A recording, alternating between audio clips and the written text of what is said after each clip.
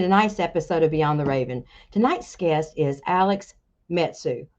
Alex is a paranormal researcher, social media influencer, and author. She is also the founder of the Association of Paranormal Study and runs the Spooky Stuff.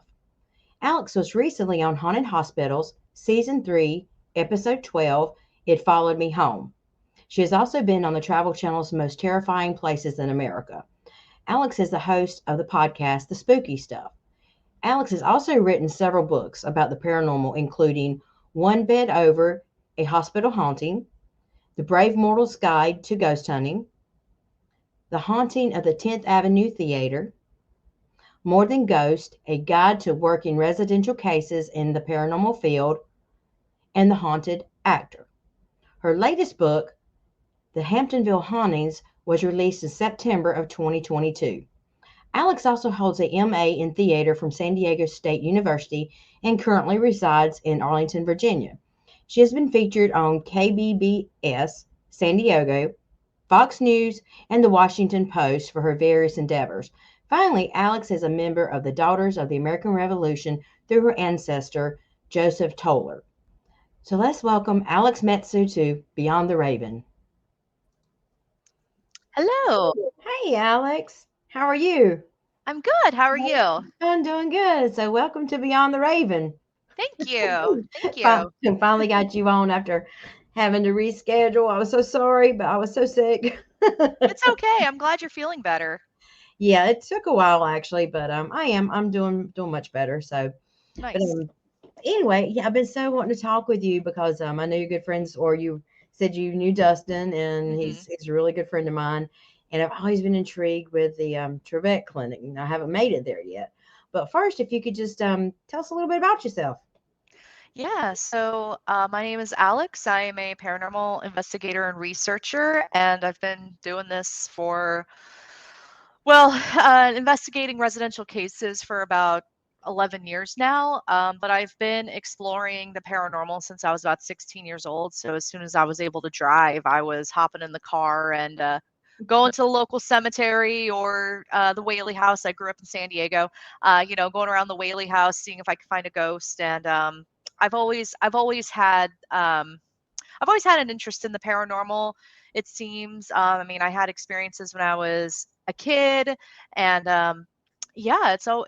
it's been a wild ride so far. I've also written several books about the paranormal. I've also contributed to a couple of different publications about the paranormal, and I really love the research side of it. Yeah, me too. It's my passion. And growing up, most people I talk to, they have actually had an experience, as a child or younger. Myself, I never had anything like that. I was inborn. I just say I was born with it, because for as long as I can remember, for as young as, I can go back, I remember being intrigued and knowing that there was more out there. And I would go to the library and check out anything that had to do with the paranormal. It had to be, nonfiction, had to be the real thing. I did not care anything for the fiction books but it's just once you get it in your blood, it's hard to, it's like now I'm having some withdrawals from my, haven't been, and I don't have anything scheduled right now because of the holidays. And I'm like, oh my God, I've got to get back out there.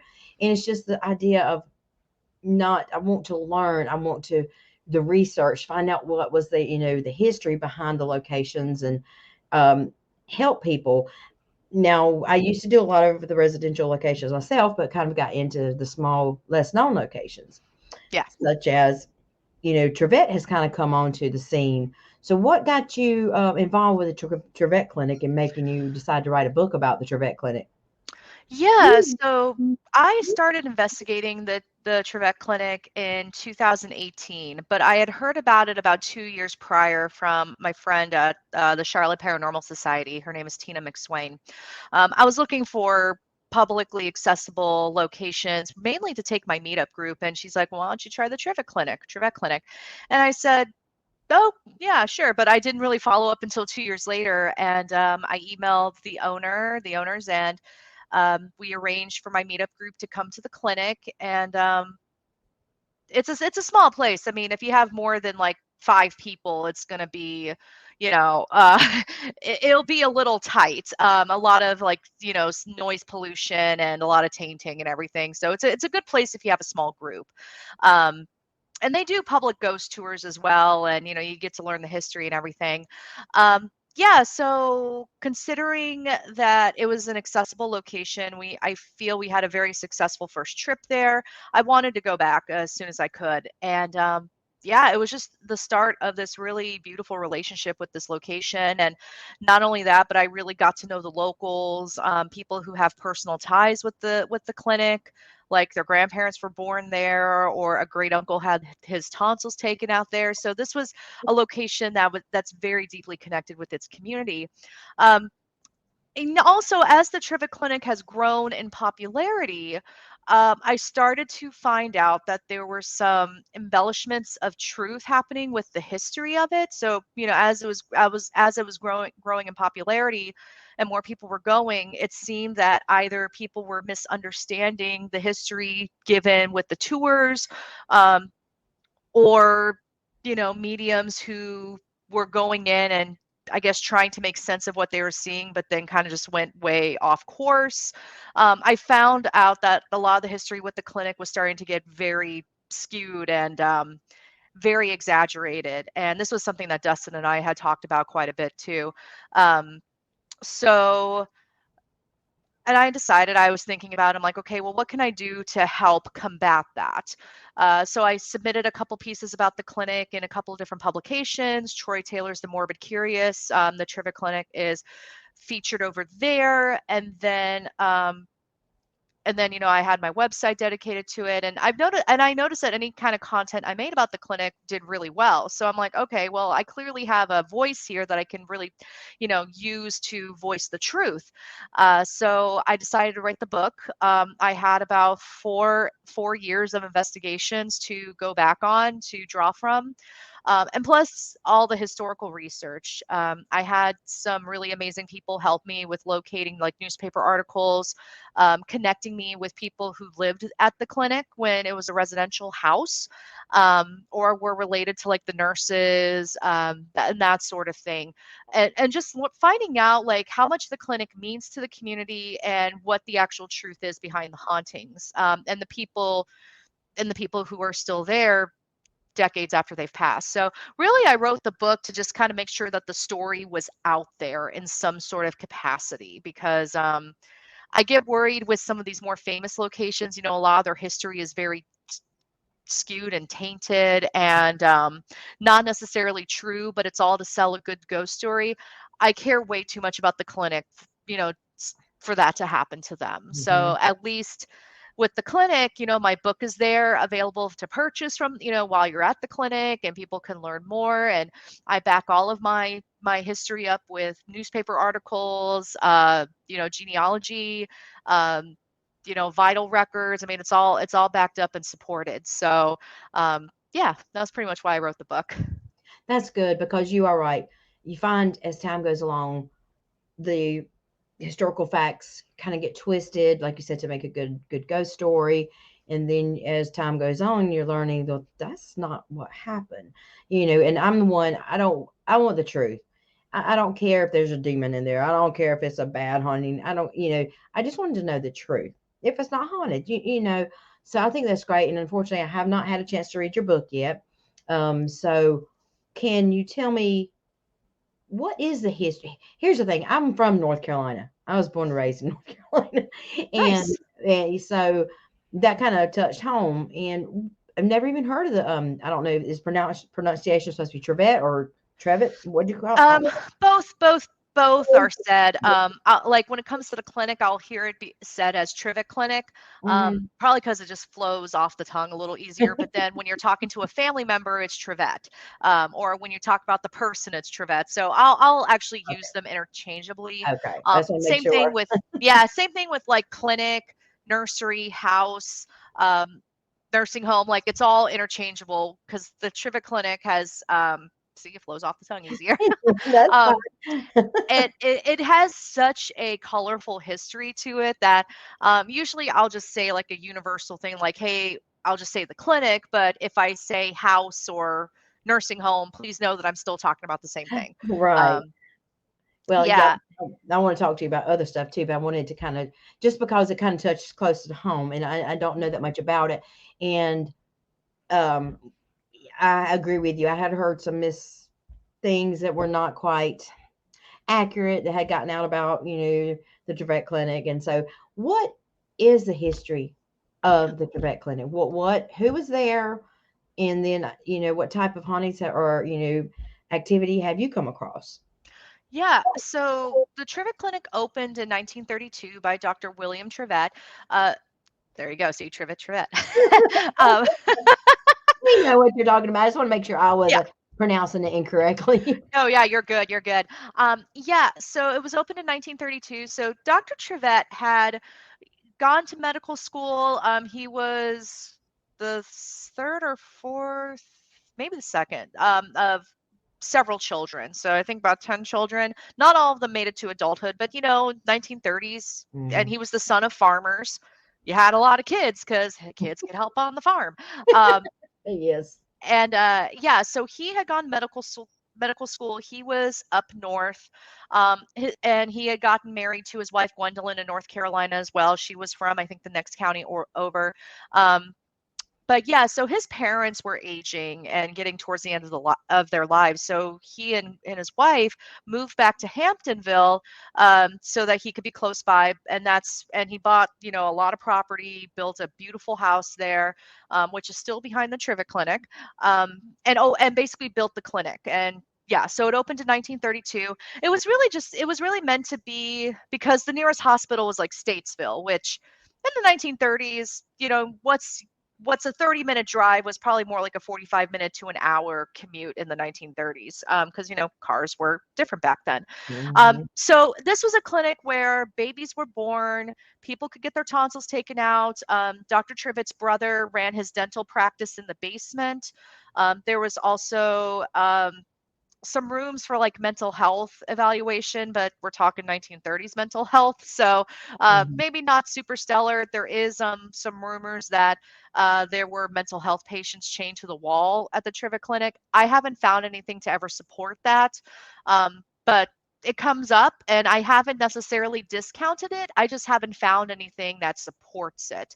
Um, Okay. and when situations like that happen, I'm like, okay, well, where did the story come from? And I was able to trace the story back to a psychic medium who was one of the first to visit the clinic, and that story stuck. Mm. But again, I haven't found anything to prove it. So with that one, I'm kind of like, Yeah. maybe, but 1930s mental health was a bit shady back then, so you never know. Um, so it ran as a clinic for about 6 years. And there were some people who had passed away at the clinic. Like there was a gentleman who was in a car wreck. um, they took him to the clinic and he died there. There was a little boy named Jimmy who fell into a vat of hot liquid that was used to basically skin pigs. He passed away as well. His name is Jimmy, and he is actually there. And I did find the record to back it up. um, so Dr. Trivett sadly passed away in 1938 from pneumonia.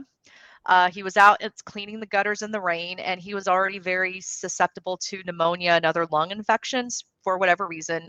It may have been from his time serving in World War I, whichever.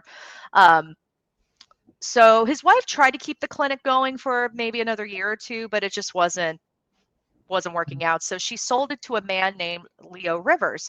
Now, Leo Rivers was also the guy she was buying alcohol from. So that's where that connection was. And Leo Rivers, he's quite a character. I feel like he was always that guy looking for the next get rich quick scheme. you know, Yeah. he had a lot of different businesses that were really interesting, like magic shop and trinkets. And then when he got the clinic, or an antique shop was another one. And then when he got the clinic, he converted the basement into a supper club type of place. And behind the clinic, there used to be the nurses' ward. So that's, for the nurses who were staying overnight to care for the patients. It was basically like this, like, dormitory type of place. So he actually utilized that tunnel from the clinic to the nurses' ward to traffic alcohol as well, like hard liquor. Yeah, he was a character. not only that though, so we had the supper club in the basement, but then on the main floor and the second floor, he opened a detox clinic. No. So, he was a very ambitious businessman. So, get them Get drunk them in the drunk and basement, then detox them later upstairs. ma- yeah, making some money. So, um, Okay. it's yeah. So Leo was somebody that I really wanted to learn more about too. I didn't go too deep into him, into the book. I mean, I did a little bit, but um, I feel like there's more to learn about him. Sadly, he did pass away from a heart attack a few years later. I did find it a little weird that both Dr. Trivett and Leo Rivers, they both died prematurely, and they didn't have ownership of the building for very long. I did think that was a little interesting. Um, so his wife ended up taking it over, and the history is not super fresh in my head on when the nursing home started, but the Trivett Clinic did turn into a nursing home. There was Rivers Rest Home, and then it was Vendora Rest Haven. So there was like two incarnations of the nursing home. And there's a couple of ghosts from the nursing home. More notably, a ghost named Vicky, a female named Vicky, and then a ghost named Philip. Um, and I've conversed with Philip a few times. I was able to find Philip. I actually interviewed a few former nurses who knew Philip and to gauge like what was his personality like, and Mhm. it definitely translates to the activity that we've gotten at the clinic, which I'm like, oh, that's always cool when that happens. Because Philip has a very distinct personality, and when you visit the clinic, you'll probably find that out if he decides to engage with you. Right. Um, so after it was a nursing home in the 60s, this family by the name of Campbell purchased the clinic and the land surrounding it, and they converted the clinic into a residential home. Um, and the surrounding grounds, they created a nursery, like greenhouse nursery growing plants. They were quite successful with this, like winning awards, like statewide awards for the Campbell Family Nursery. And Wow. yeah, and they were there for like 2 or 3 decades, and they had workers who worked with them for decades as well. And this is something that my book explores, because the hauntings tend to focus so much on the hospital patients and the nursing home patients Mhm. that the workers from the nursery, they were actually there longer than anybody else. So who's to say that they're not there too? So next time I go, or whoever's watching or listening, next time you go, start bringing up plants and see if maybe something happens. Um, so yeah, so the Campbells had it. They had 3 kids. The eldest one always escapes me, because mostly because I never got a chance to talk to him. He passed Yeah. away before I had a chance to interview him. But the middle child is Vicky, and then the youngest is Kevin. I did talk to Vicky. She was the first sibling from the Campbells that I had talked to who gave me perspective on what the eldest brother went through. So his room was the room where babies were born. So it was like the biggest room of the house. Mhm. So now we're going into my terminology as the house. Um, That's okay. I know it what happens. you're talking about. So yeah, Yeah. but now it Um, is a house. So Yep, now it is a house.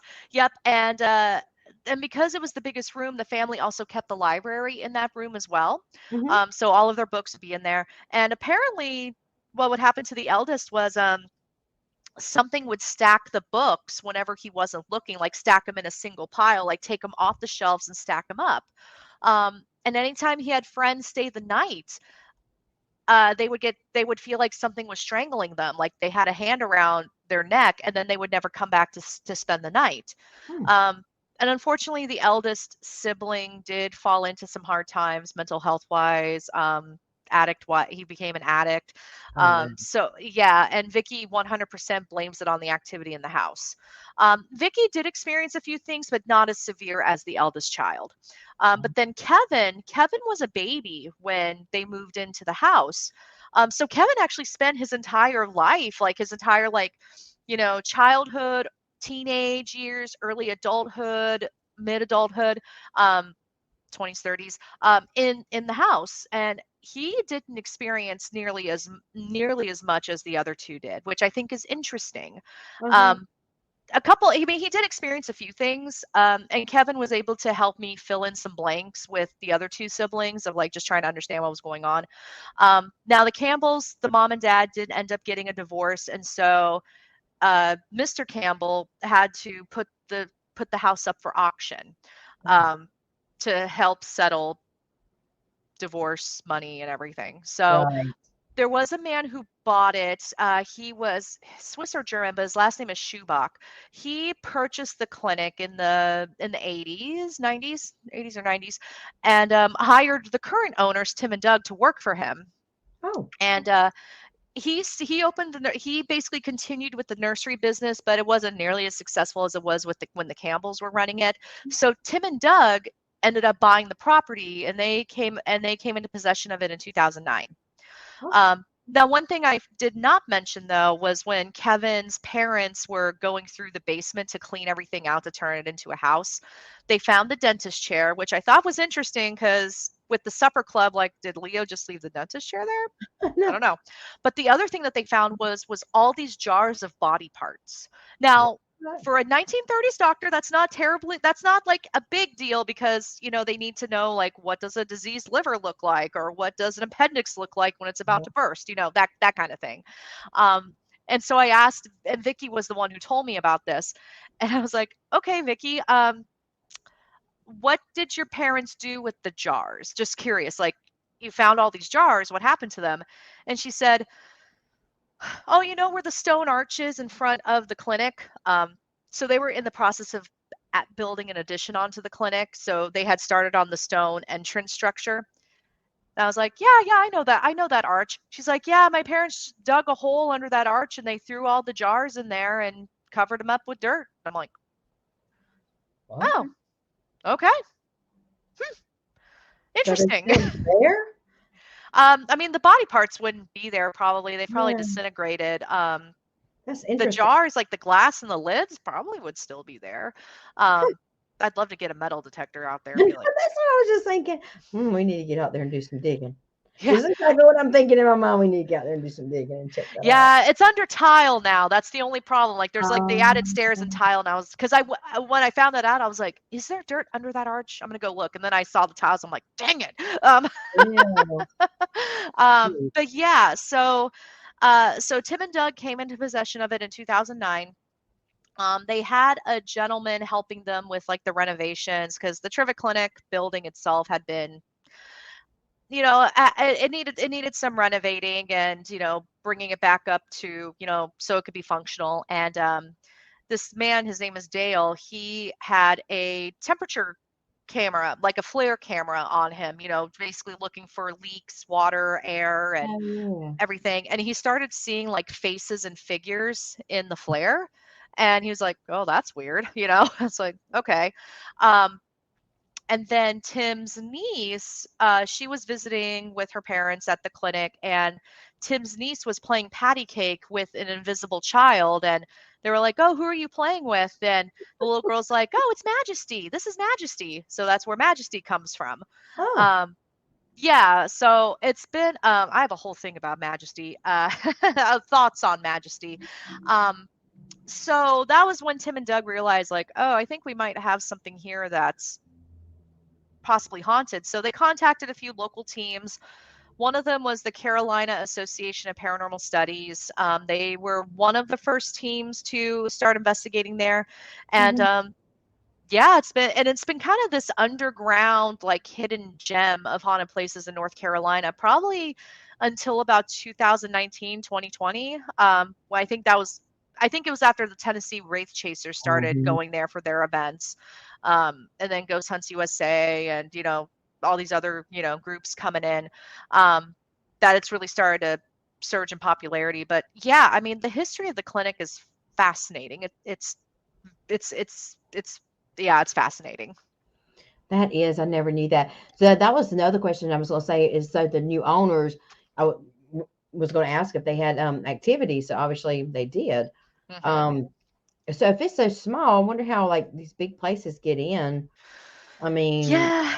because Um, it's just a clinic. Is the tunnel still there and the back where the nurses stayed? Is that all still um, there? So the nurse's ward has been taken down. Mm-hmm. Um, there's no tunnel there anymore. It looks like they dug up what was back there, and now there's like a patio and everything. Oh, Um, yeah, yeah. So the nurse's ward's no longer there, but there is a picture of it in the book, so you can see where it was. oh, Um, nice. and no one else had ever seen that picture before. That was a picture that was sent to me by Kevin Campbell. He was like, "Oh, hey, here's a picture of the nurse's ward." And I was like, "Oh, wow." It's like I had never seen it before. Yeah, apparently the state of it was so bad that it couldn't stay up, so Tim and Doug ended up, tearing it down. Um, yeah, yeah, and there's 3 floors to it. I want to say maybe it's 1,500 square feet. Oh, well. I mean, you could probably split, well, it's probably more than that. I mean, you could probably, usually if I've had more than 10 people there, usually what I'll do is I'll have a group in the basement and then a group on the second floor to try to prevent, Mm-hmm.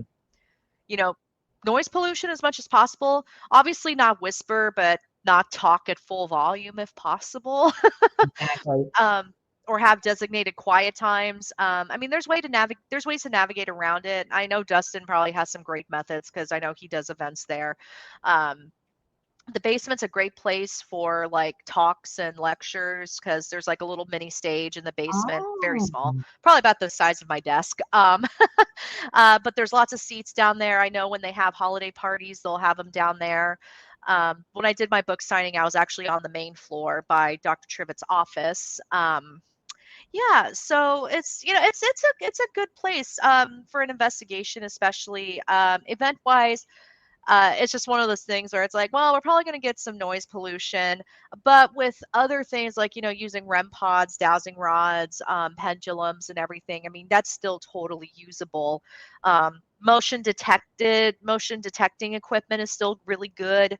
Um, yeah, it's just with the noise. I mean, granted, I've caught some really pretty cool EVPs there, but it was just with my team, and we were all in one place, and we could account for everybody. So, um, but the EVP that got me hooked to the Trivia Clinic, it was while I was running a meetup event, and I think I had like 20 people there. Um, so it's just a lot of due diligence with audio review and figuring out like, okay, could this have been someone from upstairs, or does this sound like it's coming from somebody right next to the recorder, Right. You said a meetup group. What is your meetup group? I don't have it anymore. I had a meetup group in when I was living in Raleigh, North Carolina. Uh-huh. Once a month we would basically, me and other like-minded people in Raleigh, we'd all come together and just kind of talk about the paranormal. Oh, okay. Sometimes we would have topics, other times it would just be open discussion. Um, and then we would do investigations together. Well, When you're going to these places that are like, oh, have at least 15 people, it's like, got it, yeah, that's got what I it. was asking. Yeah, exactly. Because I was looking into some of the meetups because I work with Dr. Mary Barrett. Hmm. She's a master hypnotist, psychic medium, and I'm like Nice. scheduling places and an author too. But yeah, I was thinking about when you said that the Trevette Clinic I'd already thought about, but I didn't know if they had a place where you could hold gallery readings. So there we go. We could do a Yeah. gallery and a smaller like investigation. So that would be awesome. Yeah, you could totally do that. Yeah, That's awesome. 100%. So what other places have you been this kind of off the beaten path that would be good places to go or that you may have written about? I know I looked through the books that you've written and Hmm. That's a good question. Um, since moving, I've been kind of plucked out of my familiar environment, so I'm trying to see what is around. I did recently go to an event at Fleetwood Church, um, in oh my gosh, Fleetwood Church is in. It might be Fleetwood, Virginia. It's definitely, or it's near Culpeper, Virginia. okay. That's an old 19th century church that they're doing fundraisers to try to restore.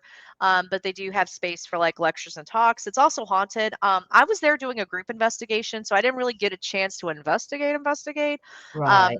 but it's definitely a place where I do want to go back and investigate it with my group, to see what's what. Next door to that is a house known as the Graffiti House, and this is a house that um, during, oh my gosh, during a Civil War battle out of the thousands that happened, um, this house ended up being a field hospital, mainly for Confederate soldiers, and it was the winter when this battle was happening, so they had a fire going, and the soldiers took the soot and the ash and like did graffiti on the walls, like they wrote their Oh, names or wrote poems or drew pictures. Really interesting. It's a really interesting place. That's another place I wouldn't mind investigating. and what's the name of it Um, again? Graffiti House. Nice. I've never heard of Yep. that one. Yeah, the team that does like all the work with them, I think it's Culpeper Paranormal. Oh, But so they would be a great group to reach out to learn more about that. Um, Fleetwood Church is another group, and I can't remember off the top of my head. It might be Transcend Paranormal. I think, yeah, it's Transcend Paranormal. oh, Um, nice. and these two locations are just within a couple feet of each other, which is interesting. Right. Um, yeah. So, let's see. In North Carolina, I mean, obviously the USS North Carolina, it's not really off the beaten path, but it's a great No, place. It's a great place. I've been trying to get in. Actually, you said you lived in Raleigh. I Mhm. lived about an hour south of Raleigh. I don't know if you're familiar with Fayetteville. Sanford. Oh, Yeah, Sanford. I Yes. was 30. I was Yes. right at Fayetteville. Yes, 30 minutes from Fayetteville in a place called Aberdeen, North Carolina. Nice. I know exactly where you were. That's where I was born and raised. So when you said Raleigh, I said, "Yep, small world." Yeah, Nice. there's never much around there. That, of course, when I was growing up, I basically had to keep all my beliefs and my thoughts and my interest to myself because no one believed in it or they thought I was crazy or. Mhm. But anywho, it's just there wasn't much there, and there's still not. Or if there are, they don't want to. People don't want to acknowledge it. I found a lot, trying to find different, smaller locations. But yeah, I know since the Dorothea Dix Hospital closed down, Yeah. I was Yeah. trying Oh, to get that, in there, but they. yeah, they, Mhm. nope, they will not. Which is interesting because their cemetery has a lot of activity there. And I mean, I've been there at night and legit, you can feel there's a change there. And we caught a couple screams on our recorders. And I mean, we were mostly there, not necessarily to directly engage, but just kind of be in that space. And Yeah, yeah, I mean, considering that everybody who's buried there, they're buried there because their families didn't want to claim them. So that's, and growing yeah. up as growing up, I remember my mom was like, "Just put me in the Dorothea Dix. I'm going to end up going to the Dorothea Dix." Just messing around. So I was growing up. I always remember that name. So maybe one day, I know there out of respect for their former patients and whatnot, which I totally get. So it's just like, Mhm. was it Mildredge or what? No, the Central State Hospital and places like Mhm. that. But so tell me, I was reading that you were on what haunted hospitals? Haunted Hospitals, yeah, season 3, episode 12. Yeah, I was on Haunted Hospitals. I had a very alarming experience after a very devastating car accident. Oh, Yeah, it was New Year's Eve 2005 in San Diego. Um, so major city, New Year's Eve, oh, and it was raining. So I hydroplaned my car on a freeway ramp. And then when I got out of the car to basically see what was going on, um, there was a couple people directing traffic. I mean, there's a lot of details I'm just overlooking here for the sake of being succinct. Another car came and hit me. I got knocked over the rail and I fell 25 feet to the asphalt below. oh my gosh. Yeah, and somehow I landed on my butt. I vertically, I mean, when you look at my injuries, these are my injuries. I vertically sheared my pelvis. I shattered my tailbone and broke 3 vertebrae in my back. So basically, I fell on my butt. Good. Um, Oh, but thank I'm glad God. I'm glad I fell on my butt because I'm here today. um, Yes, I'm gonna have to go back and rewatch it. I've watched all of them. I just don't remember, after a while of watching so many. But anyway, go ahead. I want to hear. Yeah. But I had internal trauma. My organs were not about that. They were like, oh, no, we're going to bleed. After I had landed onto the asphalt, I wiggled my fingers and toes because I was like, did I break my neck? Am I still, yeah. Yeah. I could move my fingers and toes, and then I tasted blood in my mouth, and I'm like, crap. So ambulance comes, takes me to the hospital. The doctors are working on me, trying to save my life. My blood pressure is dangerously low, so they couldn't give me anything for the pain.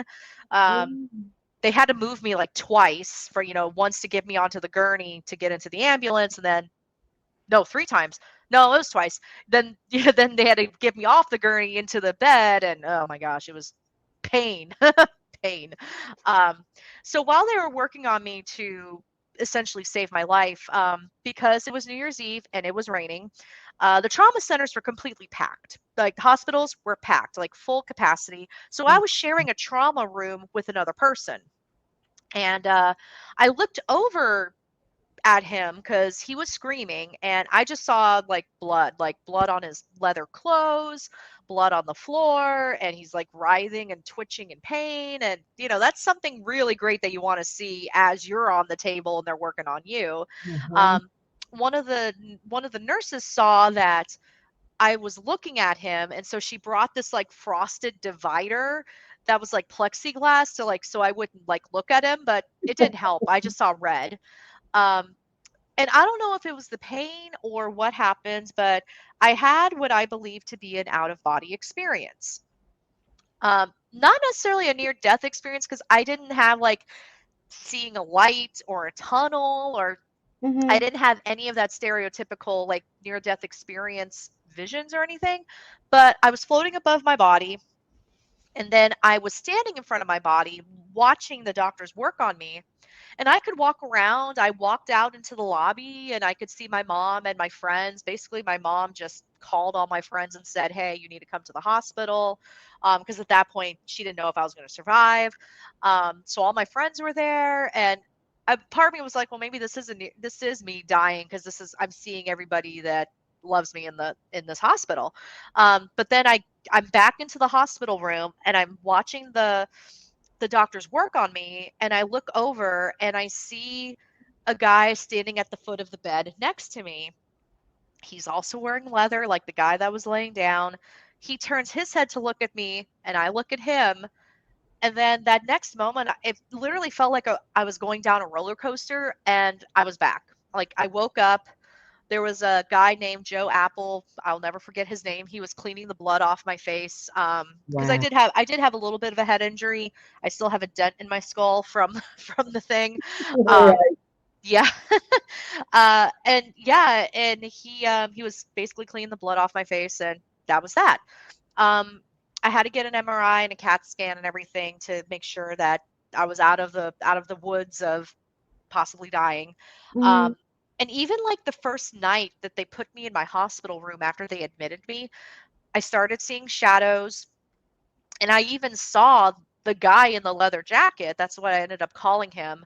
Um, and I'm super naive. I'm 19 years old. Keep in mind, I'm 19 years old when this happened. Wow. Um, so I see him and I'm thinking, oh, he must be coming up to visit me. Right. Like if 36-year-old Alex could go back to 19-year-old Alex, it's like Mm. it's like girl, girl, you're very naive. Um, so it started as like shadows and getting glimpses of him. Um, but then but even like the next day when my mom came to see me, like my hairbrush hopped across the tray, like every time she was trying to grab like the hairbrush to brush my hair, the hairbrush like hopped.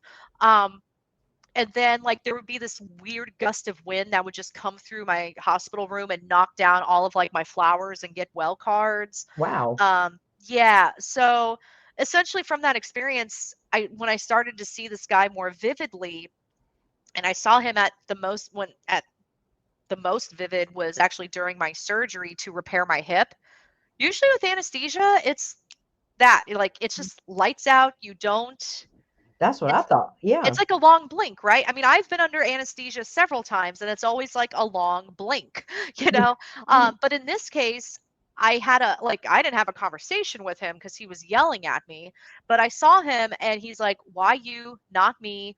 Why did you live and why did I have to die?" That was like the thing that he kept saying to me, which was very weird. It's again, I have not had that experience like that at all since. Um, And he ended up hanging out for about 8 months. We had to get intervention from the Greek Orthodox Church. Um, my mom had experiences with him as well. So I knew, I was like, okay, maybe it's just me. And, maybe this is like a weird way of like processing the trauma I've been through or Mhm. survivor's guilt. But my mom had experiences too. I mean, one could argue in the parapsychology circle that it could have still been me, like poltergeist type of thing. But yeah, it was very bizarre. And like I said, it took about 8 months to really get rid of him completely. And even then, it wasn't the haunted hospitals episode was fantastic. The one thing that they did change a bit was they made it seem like the prayer from the Greek Orthodox Church worked. Oh, It more so put a muzzle on it, if that makes sense. it does What completely. Yeah, because this guy wasn't a demon. Like, it wasn't like exorcising a demon in the name of Jesus. I mean, this was a human, from my perspective, a human being that had their life cut short, and they were very bitter about it. Yeah, Um, so essentially what resolved it was I kind of just sat down with him and had this meditation conversation with him saying, I'm sorry that you went through what you did, but that's not my responsibility. I'm not going to apologize for surviving, but I will apologize that this happened to you. Like, I'm so sorry this happened to you. right. But we both need to move on. Like, this cannot keep going. You need to leave. So it's like the most anticlimactic conclusion ever. But it was basically just telling this guy, like, I see you. I'm sorry. I'm not going to try to understand what you've been through. But I'm sorry this happened to you. And that was it. And honestly, in a lot of these cases, it is anticlimactic because that's all it takes, you Hmm. know. So I do get it, but I mean, that's amazing. And so after that, you have not seen her. I mean, from Um, him. Sometimes I'll get like sparks of feelings like that he's around, because I mean, when something like this is around your life for 8 months, Hmm. like their vibe, and their like their tone. I don't know. It's probably the furthest I'll ever get with like any sort of mediumship. It's like when my husband walks into the room, like I don't need to ask who it is. I just know it's him. Gotcha. With this guy, I noticed that, I mean, during the whole thing, that when everything was happening, whenever my life was getting back to normal, because I was in a wheelchair for several months, whenever my life was heading back to normalcy, that's when the activity actually got worse. So instead of things like getting better, things got worse activity wise. And I noticed, like, after all of this, whenever I have like milestones in life, um, I kind of get a feeling he's around. Um, Mhm. like when I got engaged, or when I graduated from college, when I moved, or I got a new job, like, major milestones. And it's like, okay, I think you're here, but I, thanks for popping in, but you need to go. Yeah. It's like, thanks for stopping by. Hello. Well, since then, I know you said it wasn't necessarily a near death experience, but since out of body, are you more prone now to see things, like see shadow figures, or being able to see or hear or pick up? You mentioned the mediumship because I'm like you, I have zero. Um, so, I Technically, mean, me too. I don't know if that experience traumatized me to the point where I was like, nope, nope, don't want to see it, don't want to hear it, like, nope. right. But recently I've been trying to open myself up more. Hmm. I recently learned that if I'm extremely stressed out, that I seem to open up more. For some reason, I thought it was a good idea to go on an investigation after a close family member died. Like, I don't know why I did that. Lesson learned, best thing to do when you're grieving, stay up all night. Um, and Yeah. I was at the Jenny Wade house, and all of a sudden, like, we're at the Jenny Wade house, we're in like the room that's next to the kitchen where she died. Hmm. Um, my team members are asking questions, and all of a sudden I get this like image of this really like dapper gentleman in the room with us, and I'm like, and I could see him, I could hear him, and he was just popping in because granddaddy fought on the wrong side of the Civil War. That's what he told me. And I was like, okay, that's and I've always joked that the only way I'll ever have abilities is if like the planets are aligned and there's a full moon. It just so happened on that night the planets were aligned and there was a full moon, and I'm like, wow, I just played myself. That's So awesome. so it seems like there is something there. So I'm like looking into maybe training it more. I mean, I don't want to be like a psychic medium like by trade or anything like that. My intuition is spot on. Like I've Mhm. only recently learned that I need to listen to it, but yeah, my intuition is spot on. Like to the point where it's scary. Like yeah, it's really weird. My fiance, gosh, he's my husband now. We got married in October. Congratulations, by the Thank way. you. Yes. Thank you. He's my he's my husband. Husband. Husband. Um, my husband and I are very in tune as well. Like we'll share the same thoughts sometimes, which is very odd. Um, Mhm. and I'll Watch be what like, you think. No, huh? I said, watch what you're thinking. I know, right? Well, it's funny, like especially when we're talking about food options or we're talking about like what we want to do, and I'll be like, "Well, are you thinking Noodles and Company?" Or I said, "Or I'm thinking Noodles and Company," and he'll look at me and be like, "That's what I was thinking." I'm like, Wow. you know, it makes dinner plans really easy. Like we don't have to do the, I don't know, what do you want to do, and I don't know, what do you want to do. It's like we don't deal with that, which is nice. That is nice for real. Oh my God. Yeah, I always wanted some type of psychic ability or whatever. And people tell me, be careful what you wish for. But I'm like you with I keep being told over and over and over, an empath or whatever, or some type of like that. And I'm trying to notice it more and pick up. And I'm like you, it's like really, the more I'm really realizing it and paying attention to my intuition. Hmm. And yeah, it's kind of spot on. And overwhelming sense of emotions coming at me. Just yeah. So it's interesting. I've never considered myself, but I've had so many psychics, and actually Dr. Barrett, who I Hmm. 100% trust because she's proven herself unbelievable. I'm a skeptic when it comes to psychic mediums. I Hmm. believe, but you're gonna have to prove to me more. Don't be asking me questions. You're gonna have to prove to me. Um, but I'm a skeptical believer, even when the Yep. paranormal. Okay, it's not. This show's not about me, but anyway. No, I So, love to hear about what, your background too. So yeah, tell me no, more. but she I'm very skeptical, and not to all the mediums out there. I do believe it, and I really want it myself bad, but you have to prove to me, just like with paranormal, just because I hear a knock or I feel a wish of wind or something. No, I'm going to debunk it until. So anyway, Dr. Barrett, um, she's proven herself. Let's just say she told me something. There's no way anyone else in this world could have known that. Even myself had suppressed that memory. I had forgotten that this particular thing had. And when she asked me, I'm going, no, I don't know what you're talking about. I mean, I really didn't. That night I went to bed, 1 o'clock in the morning, woke up, and the memory was whoosh. I was like, oh crap. And I was messenger. I was like, oh, you're right. And then other things, not just but me personally, but other things, there is absolutely no way she could have Googled, looked up, researched, anything, and she was spot on every Oh single wow. time. So I'm one. She's the real deal, 100%. Because I in my mind, and I even told her, I said in my mind, I'm thinking, okay, how could you know that? Could you research? Could you Google? Could Hmm. the stars falling out of the sky and hit you in the head and told you this stuff? I'm sitting there thinking, how? There's no way, and even especially for me, no one. I mean, zero. No one No one. knows, and Hmm. that floored the crap out of me. I bet.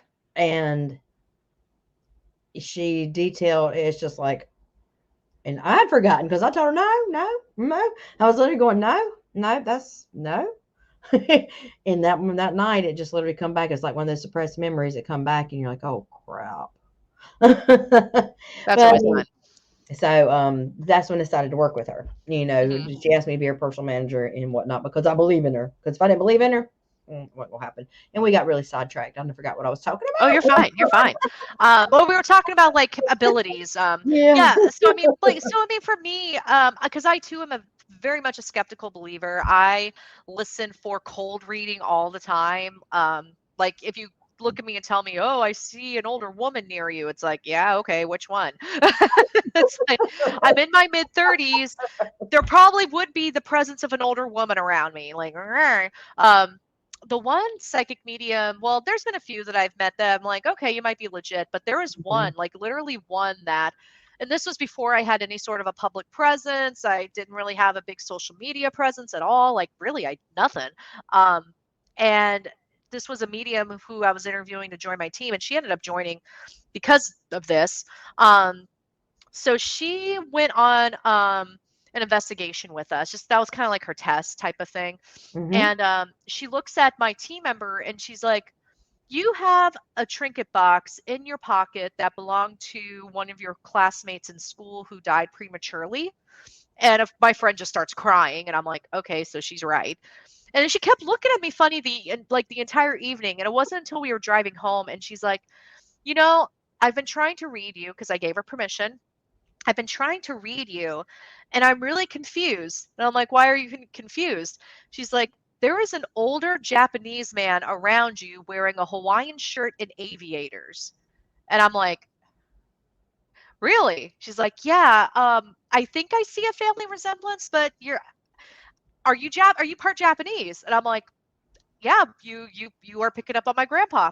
No. You're you're picking up on my grandpa." And he grew up in Hawaii. He grew up in Hawaii, and he was in the Air Force. So Hawaiian shirts and aviators were definitely an ensemble for him with armor That, shorts or khakis. Um, so the fact that she was able to pick that up, because I mean, not everyone looks at Matsuo either and think, "Oh, it's a Japanese name," or it's something. Um, and I don't even think she knew my last name at that point because I was trying to stay as cryptic as possible. Um, yeah, it was just so when she did that, I'm like, "Okay, I think you may be legit," because she was very specific. Like it's not just, "Oh, there's an old man near you." It's like, "Why is there a Japanese man hanging out with you?" And I'm like, yeah, because looking at you, I mean, I would not have thought. And Matsuo, I think I pronounced your name a little wrong in my introduction when I did "Hmm, the intro earlier. I think I meant Matsu, but Matsuo. Matsuo, yeah, Oh, okay. I have to redo them. you're good." But oh my gosh, no! When that happens, it's just like there's no way, and you're thinking in your head, there's no way for this woman to have even known that. Could she Mhm. have Googled you? Could have she have that? She means she would have to really have researched your genealogy and how much time it would have Yep. taken to look back on that. So, Yep. and doesn't splash all over your face. Oh, I'm Japanese, or anything like that. So, Right. and I wouldn't have thought Matsuo. That I didn't, just like Van Boskirk. I didn't know what it was, and I Yeah. wasn't thinking that it would have been Japanese. So, but Yeah. I know what I was getting at with Dr. Baird. She's the one that told me she was the last person that told me that I was an empath or whatever. So anyway, Mhm. that's where I was going with it. I couldn't remember where I was going with it earlier. So and also that's the one that followed you home, right? Um, The yeah, so episode that followed you home was the haunted hospitals, it or was haunted hospitals, yeah. and then you were on the travel channel. Let's see, got haunted hospitals, and then the travel channel. Um, what's the other one that you were just on? So I was also on Most Terrifying Places in America. That was it. Yep. And Yeah, so that was a place that was over by Old South Pittsburgh Hospital, um, in Pittsburgh, South Pittsburgh, Tennessee. Yeah, so there was a Christmas shootout that happened. I want to say it was Christmas Eve. Um, and yeah, so there's a little bit some hauntings over there happening, and yeah, so that was kind of a last minute decision because at the time that we were supposed to originally go to Old South Pittsburgh Hospital. mhm. Um, but unfortunately, because not the current owners are fantastic. The previous owner, um, you know, had back taxes, and the place tested positive for black mold, which Yeah. explains a lot of why I got so sick after I investigated there. Like, oh my gosh, um, it's a You're thing. talking It's a about thing. Old South, right? Old South Yeah, Pittsburgh. Yeah, yeah. Ronnie's done an amazing job with that He place. has. He He has has. done absolutely. And then I haven't gotten to Old Harriman, historic Harriman yet, but Hmm. if it's anything like Old South Pittsburgh, and I want to go back. I when I went, it really didn't really get much, but I was with a team trip thing, and I want to go back. But so I wanted to the list of books that you Hmm. have written. I've already put them in the intro, but most of them, let's see, if you want to go over them, and then let Yeah. us know where we can purchase them from. Okay. Sounds good. Yeah, so let's see. My very, very, very, very first book I ever published is The Haunted Actor. And that is actually a study between, like, if you're into haunted theaters and, the paranormal and how it's been presented throughout time, before TV and movies were a medium for entertainment. Right. It's a good one. And then after that, I published a book called More Than Ghosts. It's a guide on how to do residential cases in the paranormal, because a lot of people will watch ghost hunting shows on TV and like, oh, I want to do that. I mean, it's how a lot of us got started. It's how I got started. Yeah. But I soon realized that residential cases are not quite like, um, public locations. And there's a lot of stuff you need to do to protect yourself legally and keep yourself safe, but also not harm the families or cause further harm. So I wrote a book about that. Um, and then I'm currently working on a second edition of this book. It's The Haunting of the 10th Avenue Theater. It was originally published by Llewellyn, but I have the rights back now, so I'm probably going to do my own second edition, hopefully 2023. And Wow. then um, I have a book called The Brave Mortal's Guide to Ghost Hunting. It's basically like a ghost hunting 101 book Uh-huh. on how to get started and how to do investigations in different scenarios. Um, and then I one bed over a hospital haunting. Right. I published that last year. And then this year is the Hamptonville Hauntings, which is, about the Trivet Clinic. Um, yeah, and all of those books can be found on Amazon. I do sell signed copies in my Etsy shop as well if people are interested in getting a signed copy. Yeah, I would. I would like to have, especially at the Hampton. I want to look at some. You were talking about like the residential investigations. I've done Mhm. several years of those, and you're right. People need to know because it's a totally different atmosphere when you go into somebody's home and the privacy and the. Yeah, Mhm. we got tons of forms for them to sign to cover us, and it's a totally different. And also, people go out and they watch the shows, and then you have people that want to join the team, whatever. And the first thing is I tell them, if you've never been on investigation, I said, it's nothing like you see on TV. Thank you. Nothing like you see on TV. We sit hours in the dark talking to the air and hoping to hear just little knock, knock. Mhm. I said, we'll drive 10 hours, just sit in the cold, dusty location, hoping for one little knock or one little whisper. So it's not like you're going to get something every 2 seconds. Right, right. And my son's Yep. like, got to remember, ghost hunting is like going fishing. There's fish in the pond or in the lake, but you can sit Mhm. there for days and not get one bite. Yep, So, and people watch exactly. all this show, and it just doesn't work that way. Yep, totally does not work that way. No. Well, Alex, is there anything that you want to tell the audience or let anybody know where we can get any of your, if there's any links or whatnot that I can put down in the description, if you'll just send those to me, or anything that you want to mention to anyone before we, I don't want to keep you too long. I know you Um, got that new hubby in there waiting. yeah, no, I mean, I'm on Facebook, Instagram, Twitter as The Spooky Stuff, one word, TikTok as well. I have a YouTube channel under my name, but you can find all of that at alexmatsuo.com. That will take you to everything that you need to see. And yeah, thank you so much for having me. This was a delightful conversation. It was, and thank you so much for agreeing to be on Beyond the Raven. And also, I hope to see you at the Hey Good Meal Paracon. I was talking to you about the Paracon. You got Oh that Paracon and the upstate. Now I'm actually helping out on the Upstate Spirit Conference in September. I would love to meet you and have you come out Yeah. and sell your books and whatnot. So if you're Yeah, interested in that, you definitely. can let me know. And it's all online too, Mhm.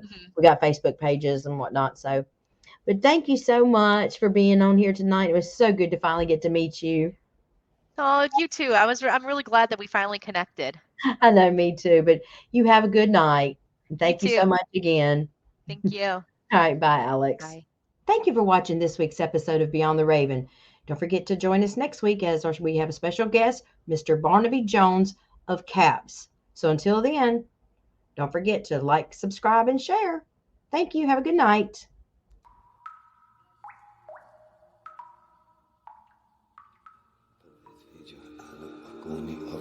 Travis